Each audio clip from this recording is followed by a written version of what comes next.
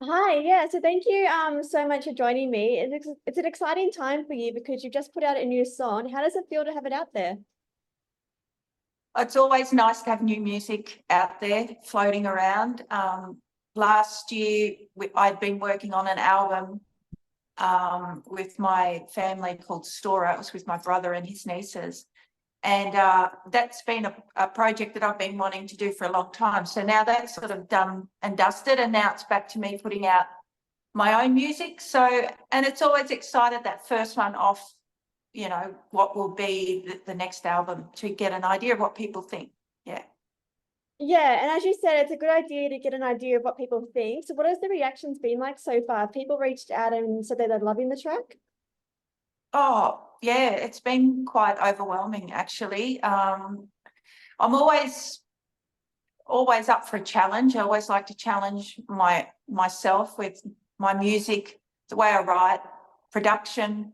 And this is a sound that I've been wanting to do for a while, a bit bigger, a bit fatter, chunky, a bit more radio friendly, but also the topic of Darwin, a song I've been wanting to write. And what I've noticed is through the interviews, it's taking people to Darwin, which is exactly what I wanted the song to do. So yeah, people are like, oh, I just want to go there and see all these things. What else is there? And so that I feel like I've done a good job in that sense. Yeah, definitely. It's incredible to hear that people are connecting with your music, even people that haven't been to Darwin, just to see them coming up to check it out purely based on music that you've created. Yeah, it's brought up the topic of have you been to Darwin or haven't you? So, and some people said, yeah, I've been there. And, then you start talking about the soldies or people haven't. And then they're like, oh, wow, I bet you have more stars up in Darwin, which I don't think we do. Sometimes I think it's always clouds in the sky, really. If you see a star, you're pretty lucky at times, yeah. Yeah. So obviously, yeah, the Darwin is a big influence for this particular song. So I'd love to hear what went through your mind, like when you're looking up at the Darwin sky and how that inspired this piece of music. I just sort of, I love the stars. So I I can hear my husband calling out. I told them I'm doing a live Zoom, and it doesn't matter. It goes in one ear, out the other. Yeah. That's my next song. um, they'll work it out. I told him. So I guess I picked all the things that I love about Darwin, in particular, meeting my husband and falling in love in Darwin. And to make it more romantic, I guess Under Darwin Stars could have been anywhere, could be Catherine Stars, anywhere in the Territory. It's such a great place. But there's also the romance side of the top end, the north. It's all those other beautiful things that I think is pretty unique to the rest of Australia, including the distances, the luxes, the cyclones, the soldies. I mean, I know we've all got soldies, but up in Queensland and over in WA, but it's pretty special. And I wanted to also bring in the romance of people who've travelled to Darwin, and I know a few, and they've come up for a holiday and then haven't left and stayed on, and it's become their home. So that's another side of romance to this song.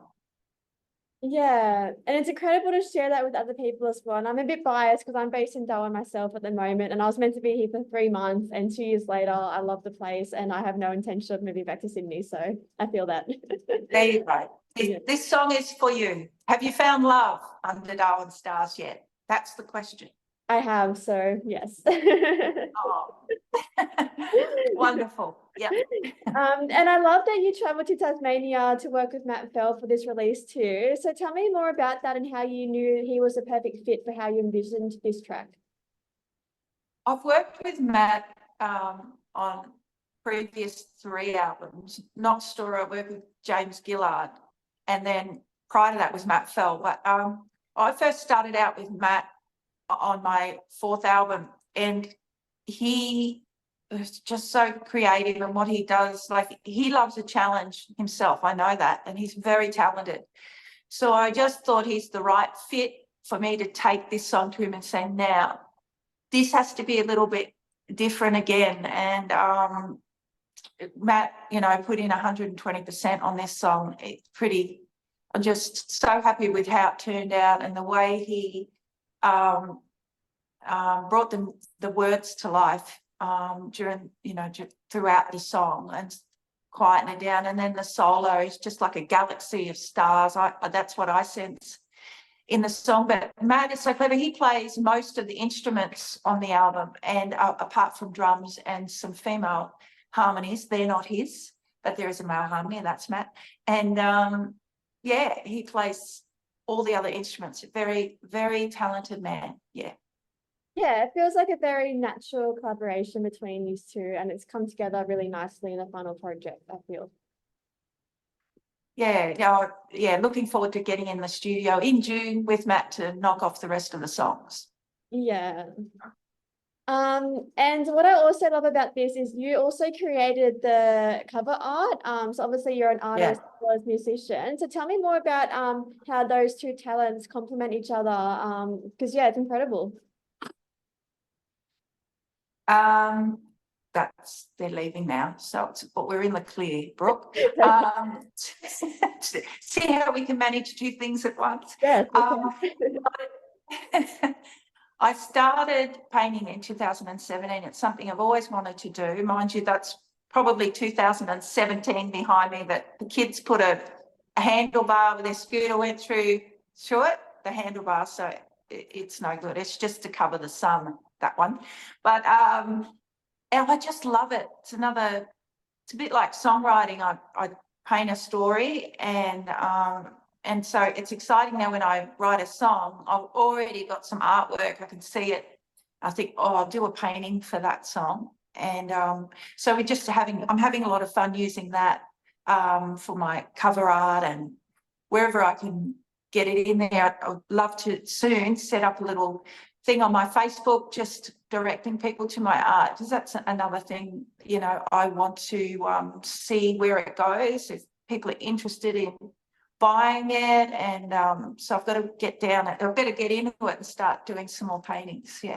Yeah, now they definitely complement each other, especially a song like this, which is about landscapes and, you know, the incredible scenery that this world has to offer. So it's good that you can that you're right into painting and things like that as well. They go hand in hand. Thank you. Yeah, I've done a really big painting for Under Darwin Stars. It's called that, and I've had a lot of fun doing it. Just beautiful stars everywhere, lots of colour. I love colour, and I guess in my own songs, that's the way I write. I've got to see it, smell it, hear it, taste it for a song to be real, because then it's easy to write if it's there. But when I have to make something up, it's hard. I find it's really corny. My songs are stupid. A bit like painting. If I look at a canvas and I go, well, I'll just try something, it often ends up no good. You've got to have a story, you've got to have something in mind, and then you're right to go. Yeah, definitely. And later this year, so you're going on the Ricochet Community Recovery Tour. So tell me more about that and how you hope to connect with people in those regional areas.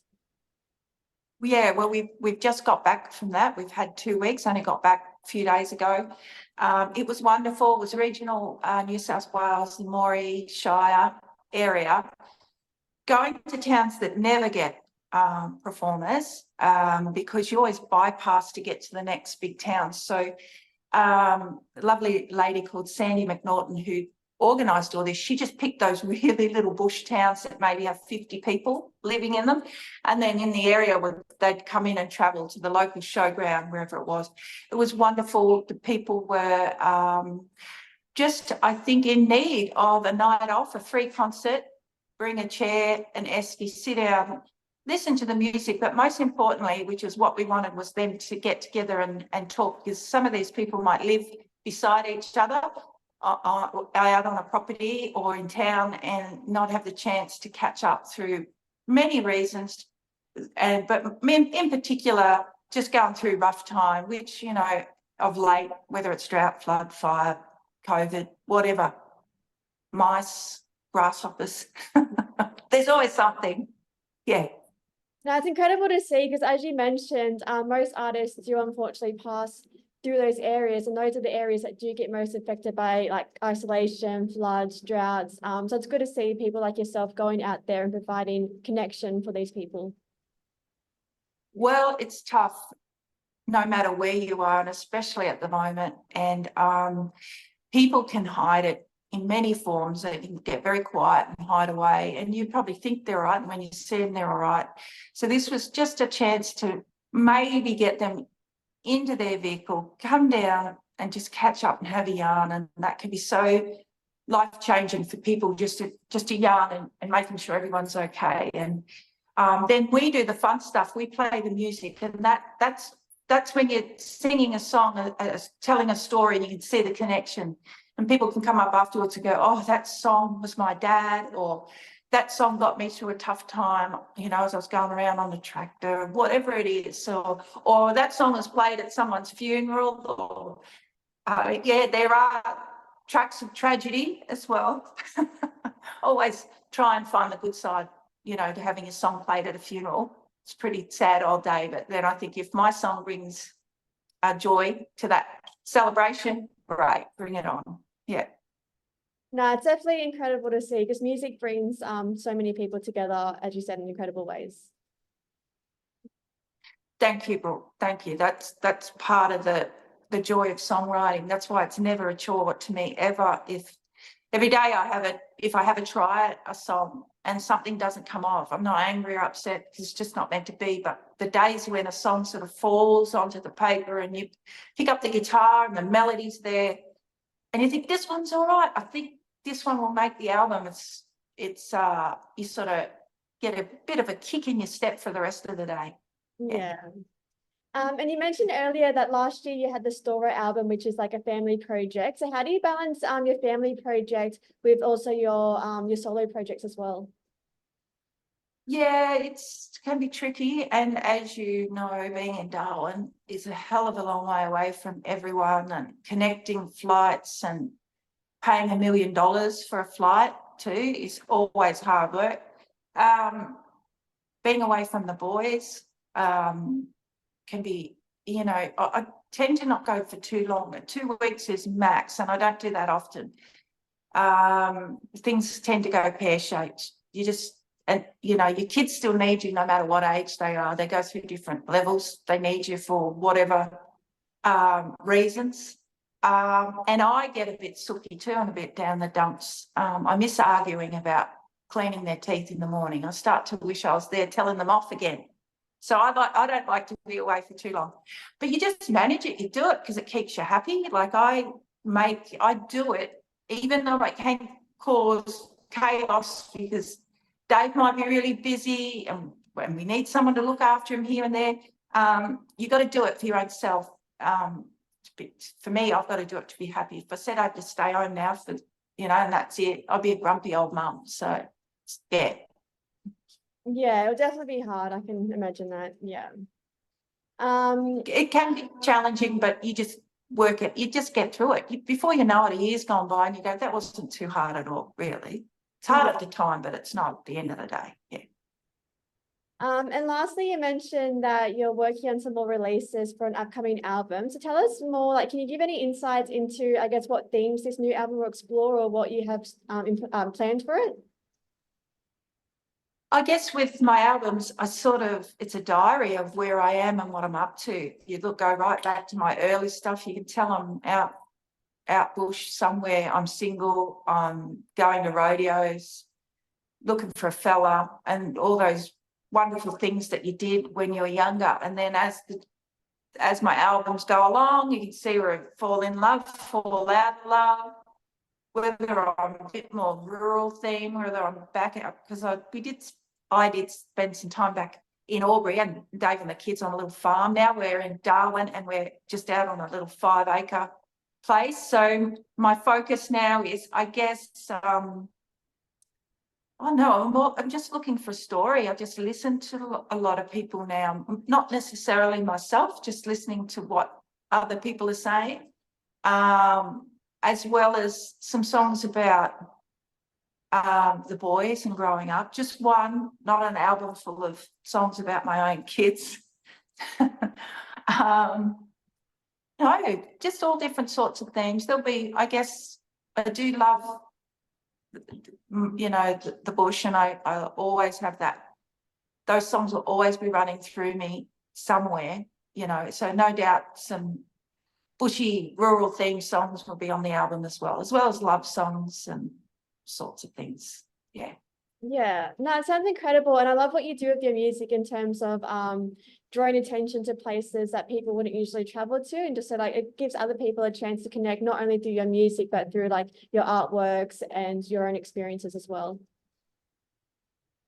Yeah, thanks, Brooke. Yeah, it's all it's funny where you end up and the places you end up, and if you can just, as you know, music is therapy for not only for me but for other people. So if I can get out there and sing it to someone and it changes their day for the better, hopefully not for the worse, but for the better, that's you know, my job done.